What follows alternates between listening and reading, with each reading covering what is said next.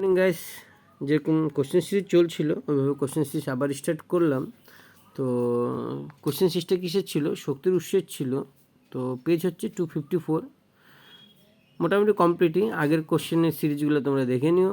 তো স্টার্ট করলাম। গরম জলের জন্য সৌর জল উত্তাপক যন্ত্র ব্যবহার করা যায় না কেন? এবার গরম জল যদি করতে যাও তুমি, তো সোলার সেল দিয়ে করে তো গরম জলটা করা হয় আর কীভাবে না, তো সোলার সেল দিয়ে যদি করা হয় গরম জল করার জন্য, তো রোদ্দু পড়তে হবে, সূর্য পড়তে হবে, সূর্য আলো পড়তে হবে। কিন্তু সূর্য আলো যদি না পড়ে, মেঘলা থাকে, তাহলে গরম জল করা যাবে না। ওইটাই বলছে আর কি। ঠিক তো একটা গেল। আরেকটা, নিম্নলিখিত কোনটি জৈব ভর শক্তির উৎস নয়?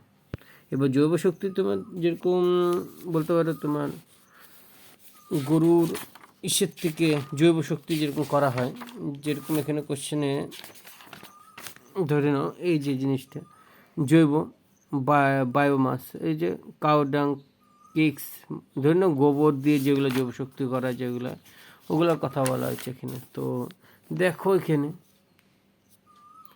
কাঠ, গোবর গ্যাস, কয়লা, এগুলো তো জৈবতেই পড়ে। নিউক্লিয়ার শক্তি জৈবতে পড়ে না, কেন কি এটা লিকুইড সিকুইড থাকে, ঠিক আছে না? তো এটা জৈব ভর শক্তি নয়। ব্যবহার করা অধিকাংশই শক্তি প্রকৃতপক্ষে সঞ্চিত সৌরশক্তি। নিম্নলিখিত কোন উৎস আসলে সৌরশক্তির থেকে সংগৃহীত নয়? কোনটা সংগৃহীত নয়? যেরকম তোমার ভূতাপ শক্তি হচ্ছে সংগৃহীত না। ভূতাপ শক্তি হচ্ছে, ভূতাপ মানে ভূমির নিচের যে গলিত বস্তু থাকে, পাথরটা গলিত থাকে, এটা আবদ্ধ থাকে, এটা ভূতাপ শক্তি বলে।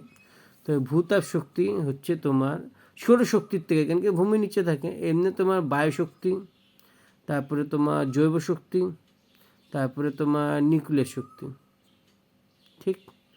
কিন্তু নিউক্লিয়ার শক্তিও হতে পারে আমার মতে, এটা এক্সেপশনাল। তোমরা দেখে নিও। তো আজকের জন্য এতটুকু। লাইক শেয়ার সাবস্ক্রাইব করে দিও।